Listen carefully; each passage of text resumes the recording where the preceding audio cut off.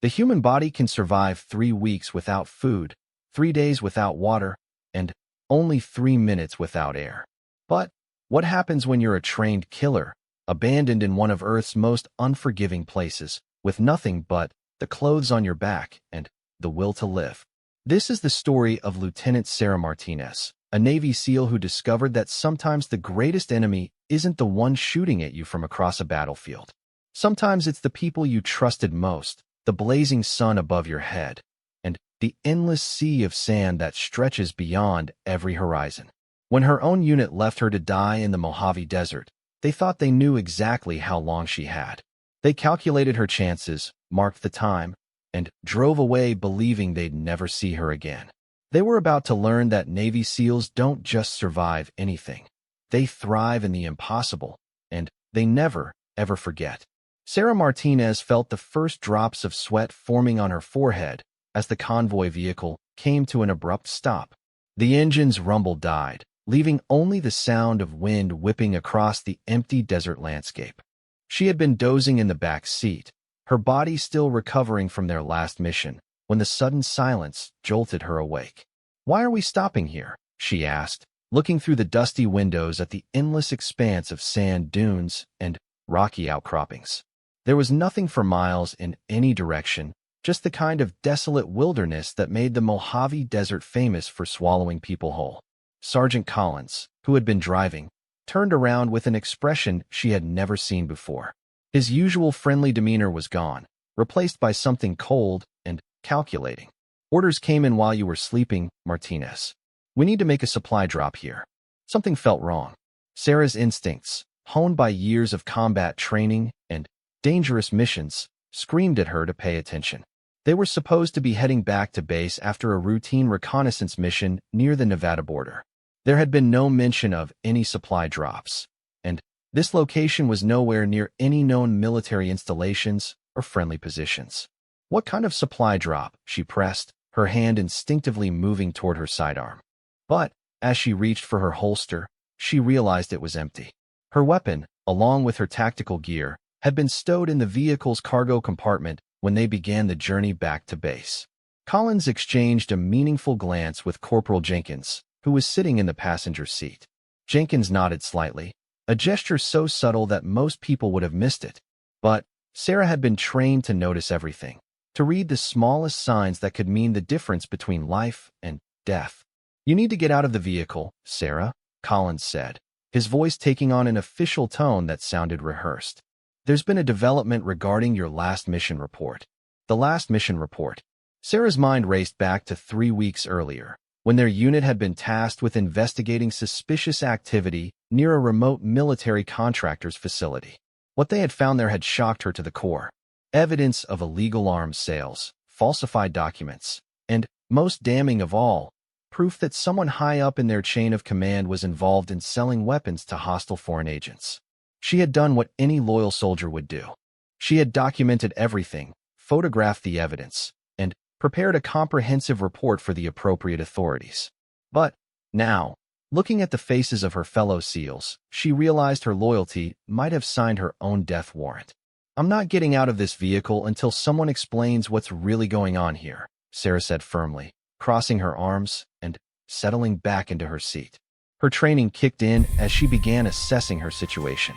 2 armed men in the front of the vehicle, herself unarmed in the back, surrounded by miles of desert with no cover or escape routes visible. Collins sighed heavily, as if he was genuinely sorry about what came next. "Sarah, you've always been a good soldier. Hell, you've saved all our lives more times than I can count. But you saw something you shouldn't have seen, and you reported something you should have kept quiet about." "I reported criminal activity," she shot back, her voice rising with indignation. "That's what we're supposed to do. We swore an oath to protect this country, not to cover up for arms dealers and traitors." "That arms dealer you're so worried about." Jenkins spoke for the first time, turning to face her with eyes that held no warmth. "He's been keeping some very important people very happy for a very long time.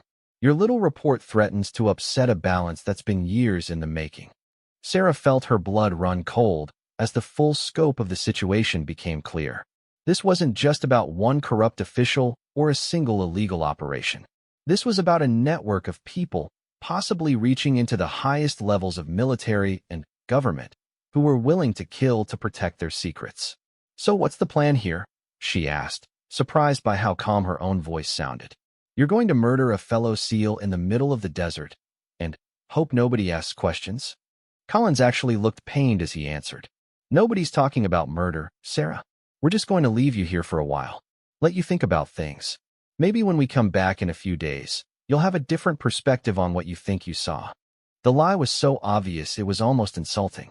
They had no intention of coming back for her. They were going to leave her here without water, without supplies, without any way to communicate or call for help. In this heat, during this time of year, they knew exactly how long she would last. "You know this is murder," she said quietly. "The only difference is you won't have to pull a trigger." Jenkins shrugged with disturbing indifference. "The desert's a dangerous place. Lots of people get lost out here. Sometimes their bodies are never found." Sarah closed her eyes for a moment and took a deep breath. When she opened them again, her expression had changed.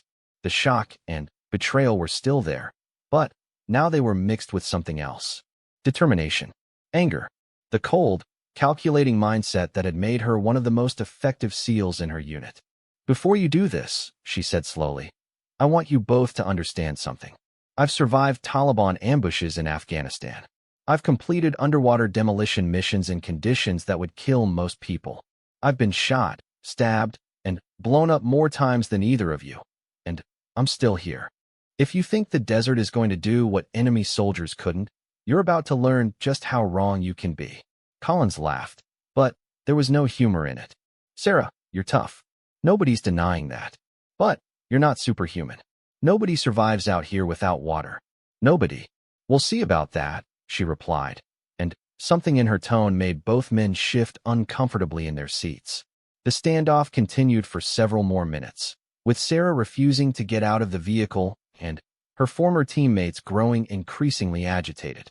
Finally, Collins made the decision to end it. He nodded to Jenkins, who pulled out a military-grade taser. "Last chance, Martinez. Get out on your own, or we'll drag you out." Sarah looked at the taser, then at the faces of the two men she had once trusted with her life. Men she had fought beside, bled beside, men she would have died for just hours earlier. Now they were prepared to kill her to protect their criminal conspiracy. "I'll get out," she said finally. "But I want you to remember this moment. Both of you.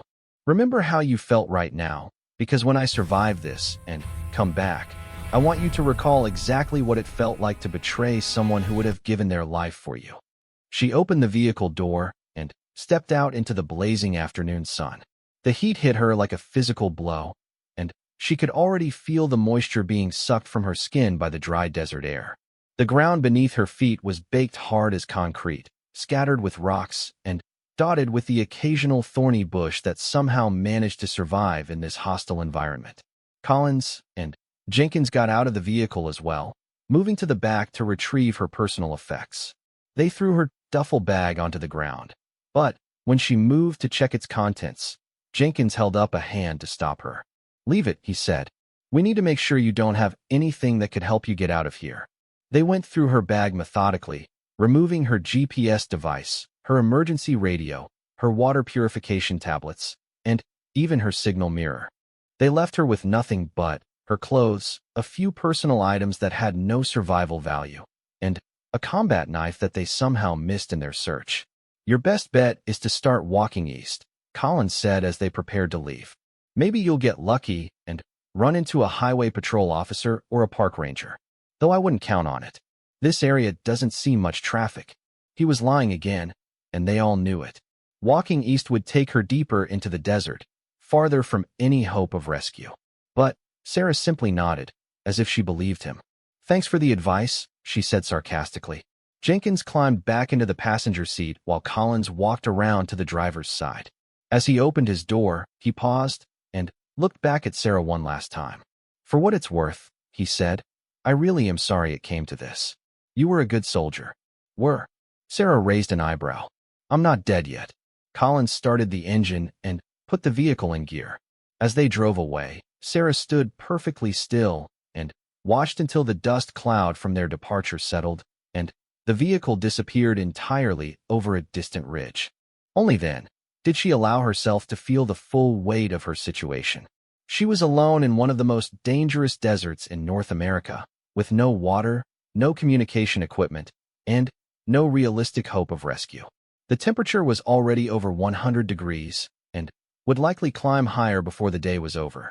Most people in her situation would have perhaps 24 to 48 hours before dehydration and heat exhaustion became fatal.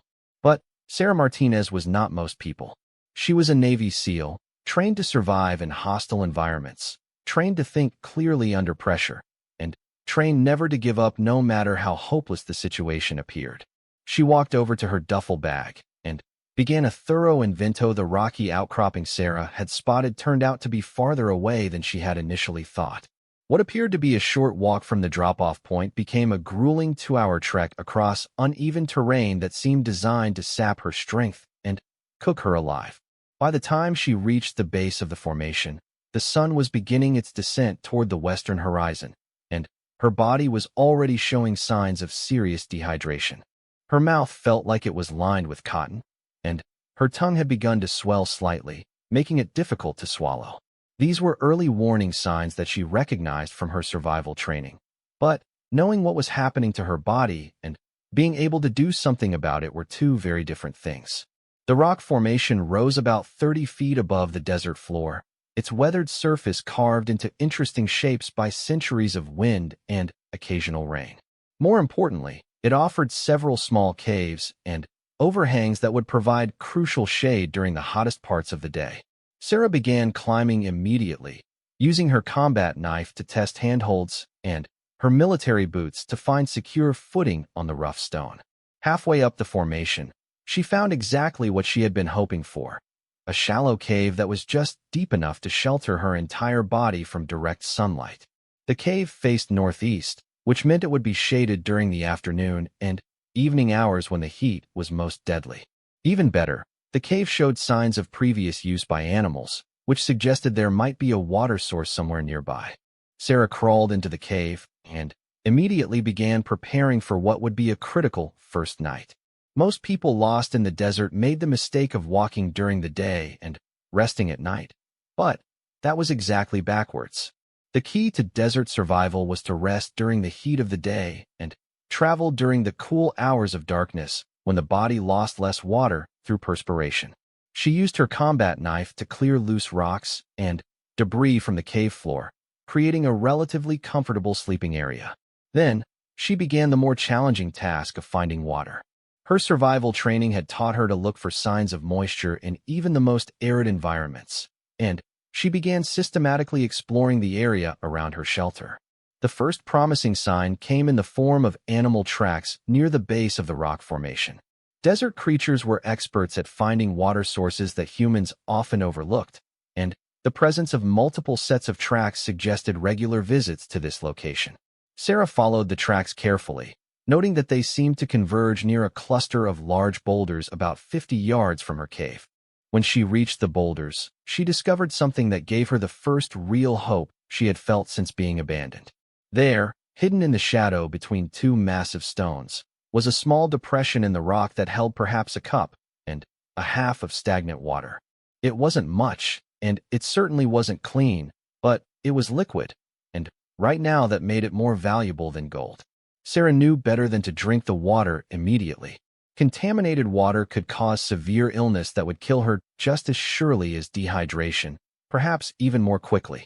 Instead, she used a torn piece of cloth from her shirt to strain out the visible debris.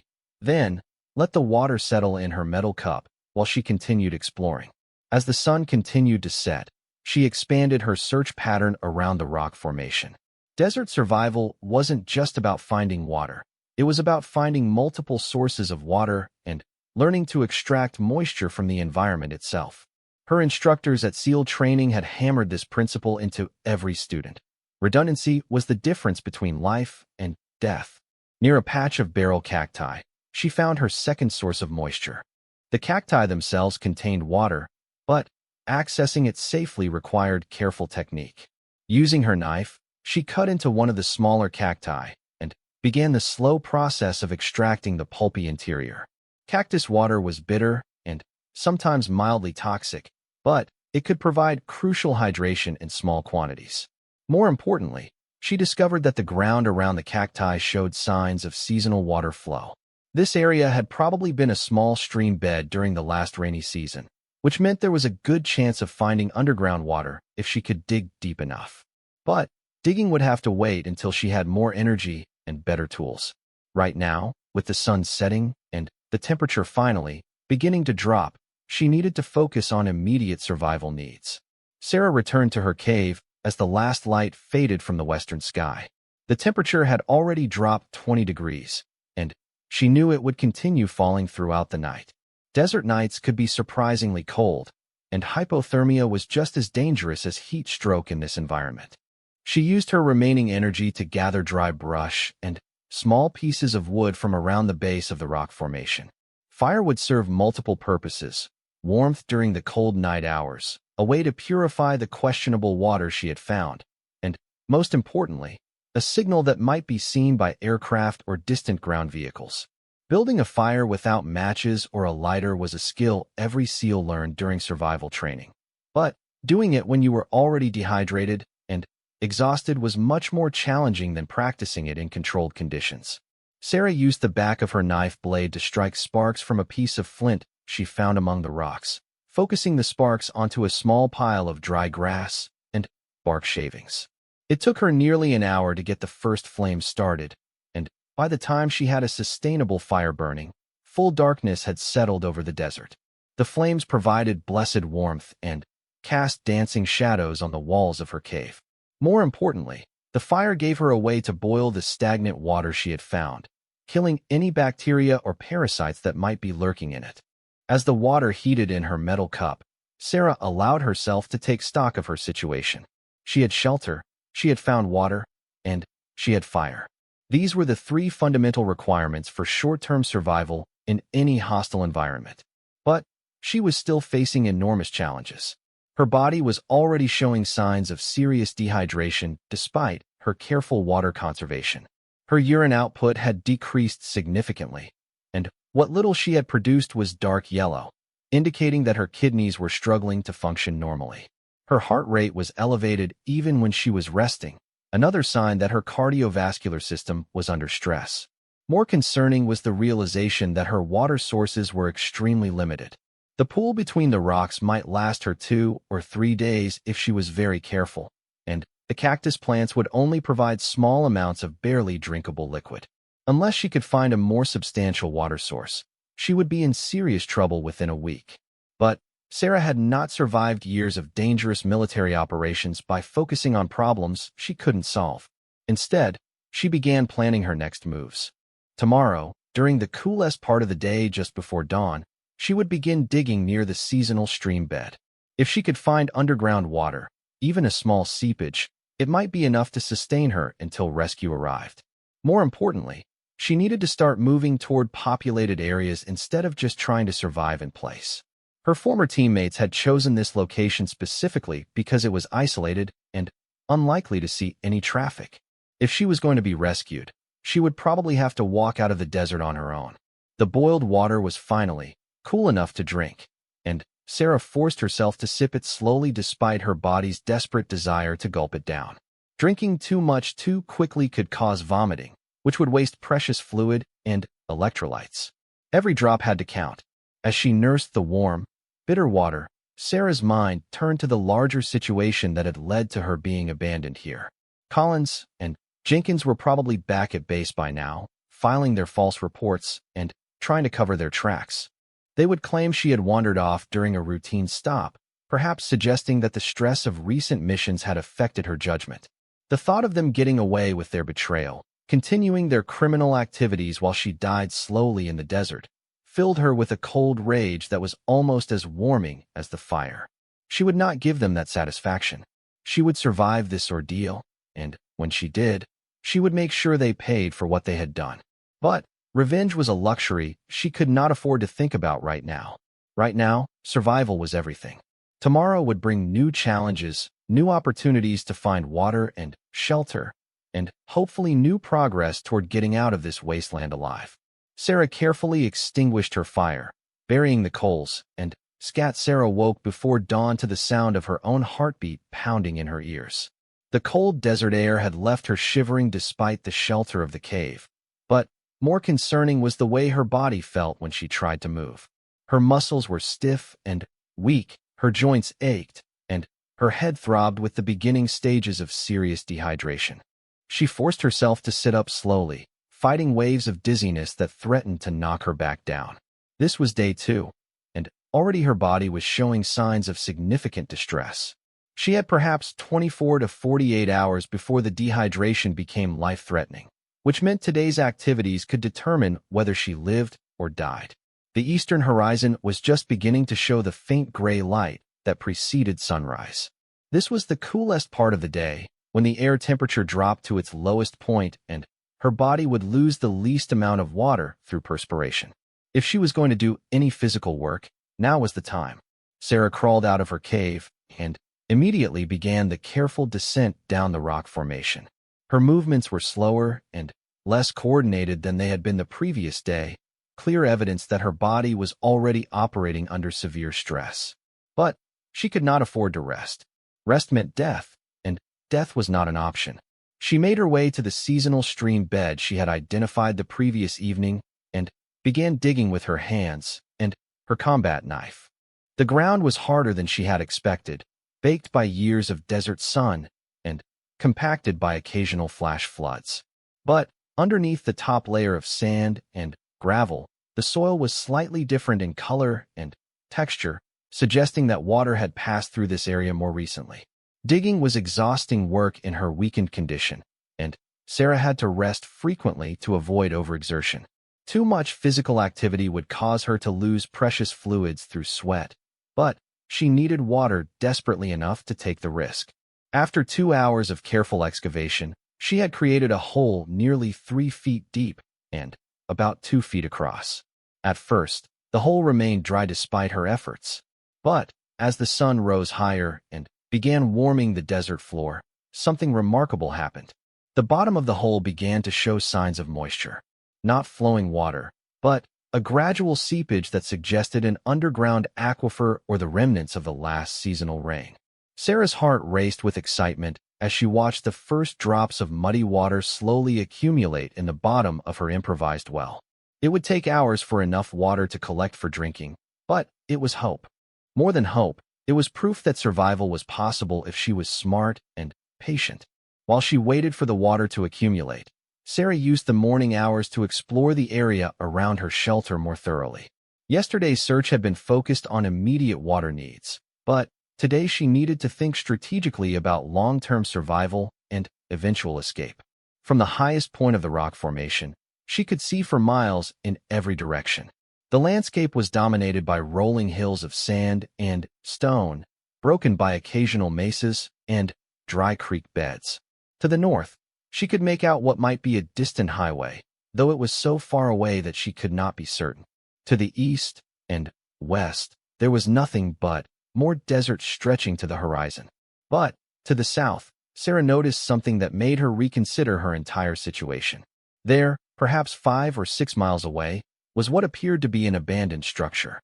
It was just a dark speck against the desert landscape, but it was clearly man-made and definitely worth investigating. Abandoned buildings in the desert often contain supplies left behind by previous occupants. Even more importantly, they were sometimes built near reliable water sources or along old transportation routes that might still be used occasionally by park rangers or maintenance crews. However, 5 miles was a significant distance in her current condition. Walking that far in desert heat without adequate water could kill her just as surely as staying put and slowly dehydrating. She would need to time her journey carefully and make sure she had enough water for both the trip and the return journey if the structure proved to be empty or useless. Sarah climbed down from her observation point and checked the progress of her improvised well. The water level had risen slightly, enough to fill her cupped hands with muddy but potentially life-saving liquid. She used a piece of cloth to strain out the worst of the debris, then set the water aside to settle while she planned her next moves. The smart choice would be to wait another day or two, allowing the well to produce more water and giving her body time to recover from the initial shock of dehydration. But Sarah's instincts told her that time was not on her side. Her physical condition was deteriorating faster than she had hoped, and every day she delayed increased the risk that she would become too weak to make the journey at all. More importantly, she was beginning to suspect that her former teammates might not be content to simply let the desert do their dirty work. Collins and Jenkins would need to account for her disappearance eventually, and the story they told would have to be convincing enough to fool a military investigation. That might require them to return to the area to stage evidence or recover her body. If they did come back, Sarah wanted to be long gone from this location. Better to take her chances with the unknown structure than to risk being found by people who wanted her dead. She spent the rest of the morning carefully preparing for the journey. The muddy water from her well was allowed to settle, then boiled over a small fire to kill any bacteria. It was barely half a cup of liquid, but it might be enough to supplement the small amount of cactus water she could extract along the way. More challenging was the question of timing. Traveling during the day would expose her to deadly heat, but traveling at night would make navigation extremely difficult and increase the risk of becoming lost. Sarah decided on a compromise. She would leave in the late afternoon, travel during the cooler evening hours, and try to reach the structure before the sun reached its full intensity the next day. As the afternoon heat began to build, Sarah retreated to her cave to rest and conserve energy. But even in the shade, the temperature climbed to over 110 degrees, turning her rocky shelter into something resembling an oven. Her body was losing moisture constantly through perspiration and respiration, and she could feel her strength ebbing with each passing hour. By 4 in the afternoon, when the heat should have been at its worst, Sarah made a decision that would have seemed insane to most people. She left her shelter and began walking south toward the mysterious structure. Waiting any longer would mean arriving after the sun reached its full strength the next morning, and she was not sure her body could handle that level of heat exposure in its current condition. The first mile was manageable. The sun was still high, but the temperature had dropped slightly from its peak, and Sarah was able to maintain a steady pace across the relatively flat terrain. She rationed her precious water carefully, allowing herself only small sips when her mouth became too dry to continue walking. The second mile was much harder. The landscape became more challenging, with loose sand that made walking difficult and rocky outcroppings that forced her to detour from her straight-line path. Her legs began to feel unsteady, and she had to rest frequently to avoid falling. By the third mile, Sarah was in serious trouble. The structure was clearly visible ahead of her, but it still seemed impossibly far away. Her vision was beginning to blur slightly around the edges, and her hands were shaking from dehydration and exhaustion. Most alarmingly, she was no longer producing sweat despite the heat, a sign that her body was shutting down non-essential functions to preserve vital organs. But quitting was not an option. She had come too far to turn back, and she no longer had enough water to sustain another night in the desert without finding a new source. It was either reach the structure or die trying. The fourth mile passed in a haze of determination and willpower. Sarah's training kicked in, overriding her body's desperate signals to stop and rest. Navy SEALs were taught to function far beyond normal human limits, to push through pain and exhaustion that would cripple most people. This was exactly the kind of situation that training was designed to address. As the sun began to set behind her, casting long shadows across the desert floor, Sarah finally reached her destination. What she found there was both better and worse than she had hoped. The structure was indeed abandoned, but it was not the old homestead or mining claim she had expected. Instead, it was a concrete bunker, partially buried in the sand, and clearly military in origin. Heavy steel doors marked with radiation warnings stood slightly ajar, and scattered around the exterior were pieces of scientific equipment that had been stripped by scavengers over the years. Sarah's heart sank as she realized what she was looking at. This was some kind of nuclear testing facility, probably built during the Cold War and abandoned when atmospheric testing was banned. The radiation warnings might be decades old, but they were not the kind of thing you ignored when you were desperate enough to drink contaminated water. But as she explored the exterior of the bunker, Sarah made a discovery that changed everything. Hidden behind a pile of discarded equipment, she found something that made all the risks worthwhile: a solar-powered radio antenna, still partially functional despite years of neglect. Someone had been here recently. The antenna showed signs of maintenance, and there were tire tracks in the sand that could not be more than a few weeks old. More importantly, the radio equipment suggested that this site might still be monitored by someone, possibly environmental scientists checking radiation levels or government officials ensuring the facility remained secure. Sarah's mind raced with possibilities. If she could get the radio working, she might be able to call for help. Even if the facility was radioactive, it offered shelter and possibly other supplies that could keep her alive long enough for rescue to arrive. But first, she needed to assess the real dangers. Radiation was invisible and silent, but it was also cumulative. Brief exposure might be acceptable if it meant the difference between life and death, but staying here for days or weeks could cause long-term health problems that might kill her even if she survived the immediate crisis. Sarah stood before the heavy steel doors of the bunker as the last light faded from the western sky. The radiation warning symbols painted on the metal had faded over the decades, but they were still visible enough to remind her of the potential dangers lurking beyond the threshold. Her rational mind told her to find another shelter, to take her chances in the open desert rather than risk exposure to deadly radiation. But her survival instincts told a different story. She was already dying from dehydration and exposure. Her body temperature regulation was failing, her kidneys were struggling to function, and her cardiovascular system was under enormous stress. She might have 12 hours left, perhaps 18 if she was lucky. The radiation might kill her eventually, but the desert would kill her tonight. The decision was really no decision at all. Sarah used her remaining strength to pull one of the heavy doors open wide enough to slip inside.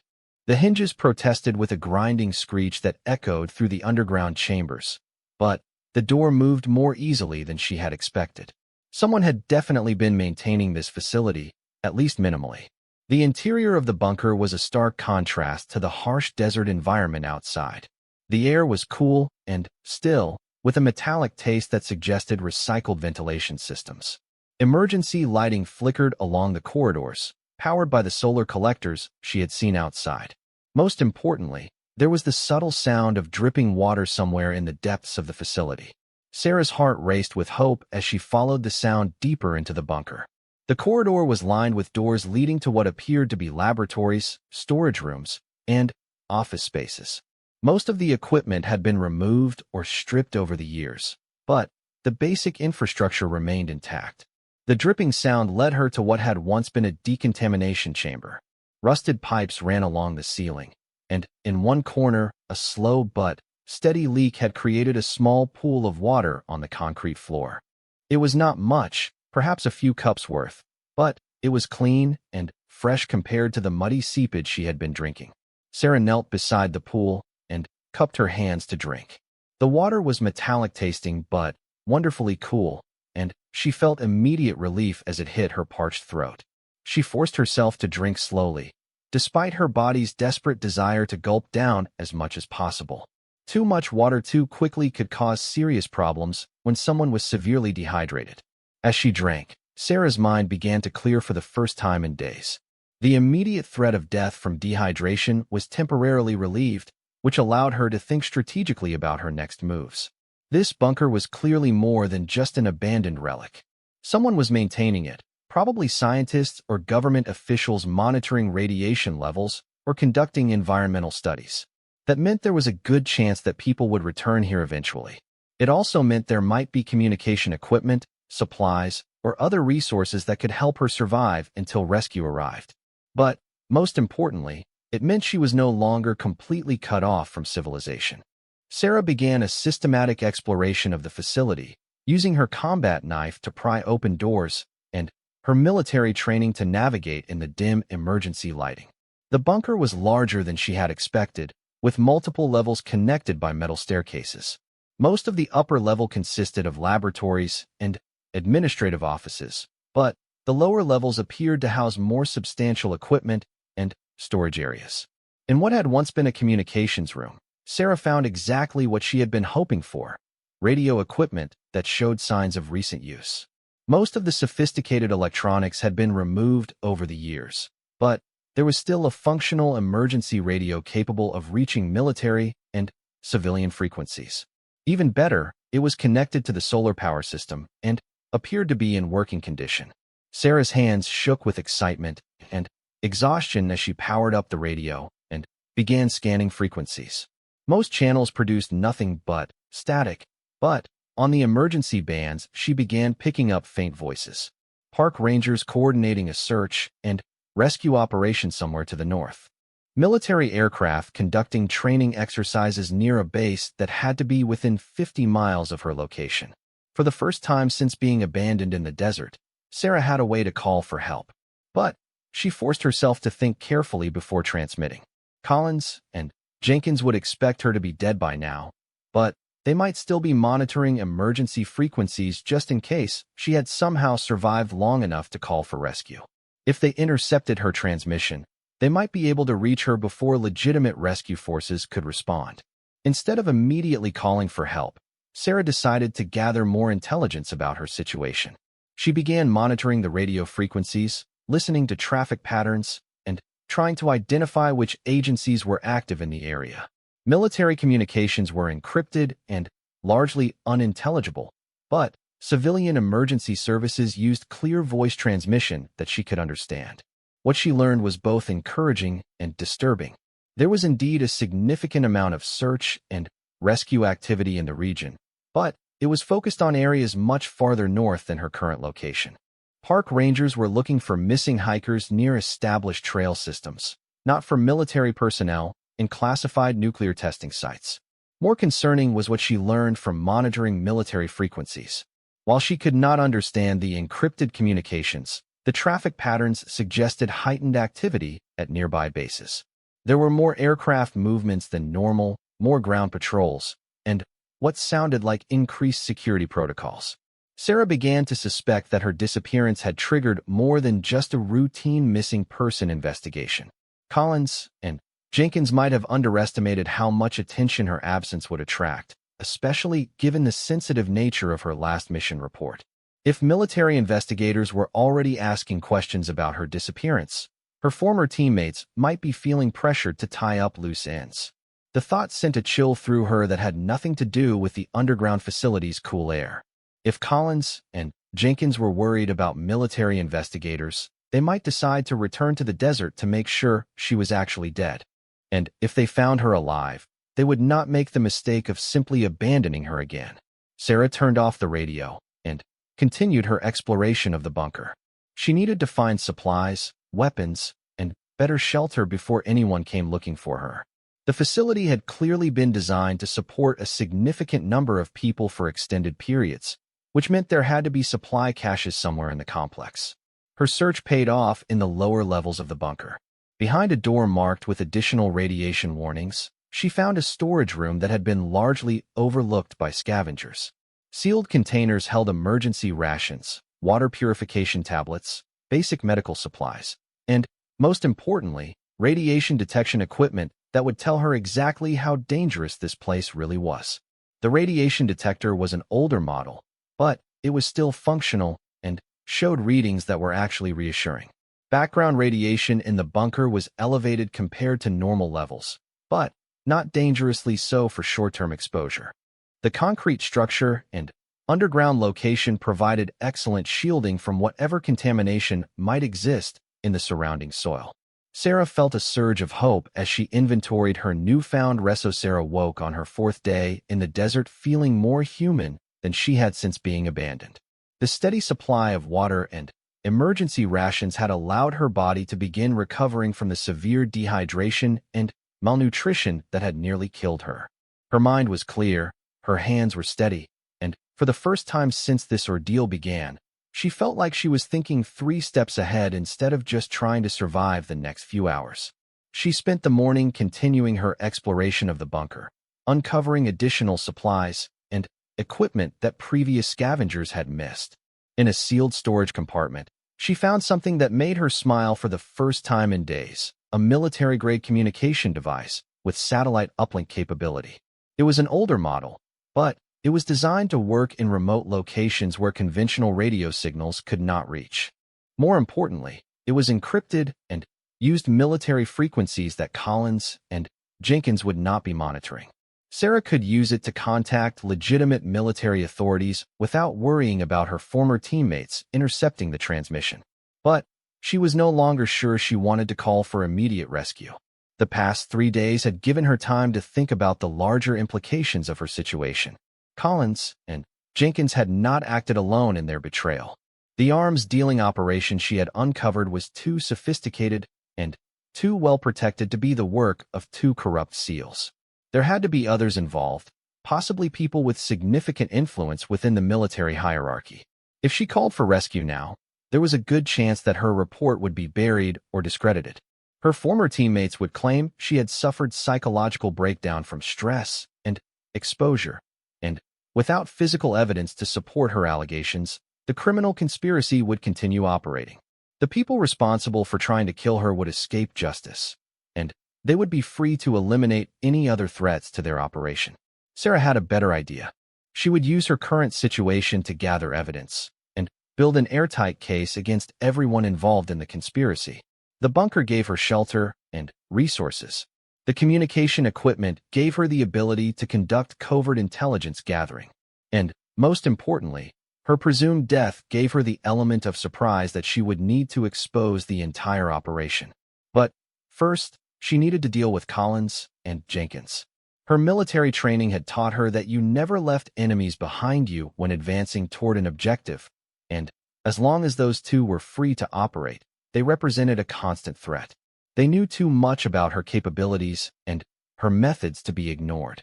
Sarah spent the day monitoring radio transmissions and analyzing the patterns of military communications in the area. What she discovered confirmed her suspicions about increased activity at nearby bases. Search and rescue operations had been launched, but they were focused on areas far from her actual location. Someone was directing the search away from the places where she might actually be found. More telling were the encrypted communications between various military units. While she could not decrypt the messages themselves, the frequency and timing of transmissions suggested a high level of coordination between different agencies. This was not a routine search for a missing soldier. This was a carefully orchestrated operation designed to create the appearance of a thorough investigation while ensuring that certain areas remained unsearched. As afternoon turned to evening, Sarah made a decision that would have shocked her instructors at SEAL training. Instead of using her communication equipment to call for rescue, she used it to call Collins directly on his encrypted military radio. The response was immediate and panicked. "Who is this? How did you get this frequency?" "Hello, David," Sarah said calmly, using his first name to make it clear she knew exactly who she was talking to. "You sound surprised to hear from me." The silence that followed lasted nearly 30 seconds. When Collins finally responded, his voice was carefully controlled, but Sarah could hear the underlying tension. "Sarah, where are you? We've been searching for you for days. Everyone thought you were dead." "I bet they did," she replied. "Tell me, David, how hard have you been searching? Because I'm guessing the search teams have been looking everywhere except the places where I might actually be." Another pause. "I don't know what you're implying, but we've had teams combing the desert since you disappeared. Where the hell are you?" Sarah smiled to herself. Collins was trying to sound concerned and confused, but his questions revealed that he was more interested in her location than her welfare. He needed to know where she was so he could finish what he had started. "I'm somewhere safe," she said. "Somewhere with food, water, and, most importantly, communication equipment. The kind of equipment that lets me contact all sorts of interesting people. Military investigators, for instance, or journalists who specialize in exposing military corruption." "Sarah, I think the stress and exposure have affected your thinking. You need medical attention. Tell me where you are, and we'll come get you right away." "I'm sure you will," Sarah laughed. "But not to provide medical attention. You and Jenkins left me to die, David. The only reason you want to find me now is to make sure the job gets finished properly." Collins dropped the pretense of concern. "You don't understand what you've gotten yourself into, Martinez. The people involved in this operation have resources you can't imagine. Even if you survive, even if you manage to get back to civilization, they'll find a way to silence you. Walk away from this." Maybe you can disappear somewhere and live quietly. Keep pushing, and you'll end up dead no matter what. Is that a threat, Sergeant? It's a fact. You've seen too much, and you know too much. The only reason you're still alive is because everyone thinks you died in the desert. If you change that, if you surface and start talking, you'll be putting a target on your back that will never go away. Sarah had heard enough. She now had Collins's admission of guilt recorded on the bunker's communication system, along with his implicit confirmation that the conspiracy reached beyond just him and Jenkins. It was exactly the kind of evidence she would need to build a case against everyone involved. "Here's what's going to happen, David," she said. "You and Jenkins are going to return to the place where you left me. Tomorrow night, just after sunset. You're going to bring whatever evidence you have about the arms dealing operation, and you're going to surrender yourselves to me." Collins actually laughed. "Why the hell would we do that?" "Because if you don't, I'm going to start making phone calls. First to military investigators, then to journalists, then to congressional oversight committees. I'm going to tell them everything I know about your operation, and I'm going to keep talking until someone listens. Your only chance of avoiding a firing squad is to cooperate with me and help expose everyone else involved. You're bluffing. You don't have any proof. I have your admission from this conversation recorded on military communication equipment. I have photographs of the evidence I found at the contractor's facility. And, most importantly, I have my own testimony as a decorated Navy SEAL with an impeccable service record. How do you think that's going to play against the word of two soldiers who abandoned their teammate in the desert?" The silence stretched for nearly a minute before Collins responded. "Even if we wanted to cooperate, we can't. The people running this operation don't accept resignations. If they think we're talking, they'll kill us before we can say anything." "Then, you'd better hope I can protect you," Sarah said. "Because your only other option is to spend the rest of your very short lives looking over your shoulders." She ended the transmission before Collins could respond, then immediately began implementing the next phase of her plan. The conversation had served multiple purposes. It had given her evidence of their guilt. It had forced them to reveal information about the larger conspiracy. And, most importantly, it had established that they would almost certainly come looking for her. Sarah spent the rest of the evening preparing for their arrival. The bunker gave her numerous advantages in a potential firefight. Multiple defensive positions, limited access points that she could monitor and control, and supplies that would allow her to hold out for extended periods if necessary. But she was not planning a defensive battle. Collins and Jenkins would come expecting to find a desperate, weakened survivor trying to hide in an abandoned facility. Instead, they would find a highly trained special operations soldier who had used their betrayal as motivation to become more dangerous than she had ever been before. Sarah checked her makeshift weapons and reviewed her defensive positions one final time as the sun set on her fourth day in the desert. Tomorrow would bring either rescue or a final confrontation with the people who had tried to kill her. Either way, she was ready.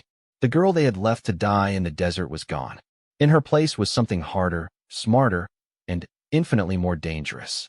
Collins and Jenkins were about to learn that betraying a Navy SEAL was not just a mistake. It was the last mistake they would ever make.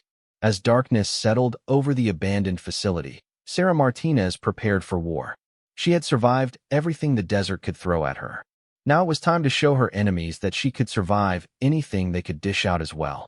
The reckoning was about to begin. Ursus, the emergency rations would keep her fed for weeks if necessary. The medical supplies included antibiotics and painkillers that could help her recover from the effects of severe dehydration. Most importantly, she had found several gallons of sealed water that would allow her to fully rehydrate and regain her strength. But even as she celebrated her discoveries, Sarah remained aware that her situation was far from resolved. She was safer than she had been in the open desert, but she was still trapped in a remote location with limited options for escape. The radio gave her a way to call for help, but it also represented a risk if the wrong people intercepted her transmission. As she settled in for her first night in the underground facility, Sarah began planning her next moves. She would spend tomorrow monitoring radio traffic and trying to identify the safest way to call for rescue. She would also explore the rest of the facility to see what other resources might be available. But, most importantly, she would prepare for the possibility that Collins and Jenkins might return to the desert looking for her. If they did come back, she wanted to be ready for them. The abandoned bunker might have saved her life, but it could also become the place where she finally got her revenge on the people who had betrayed her.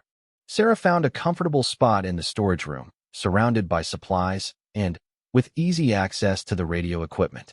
For the first time in days, she felt like she might actually survive this ordeal.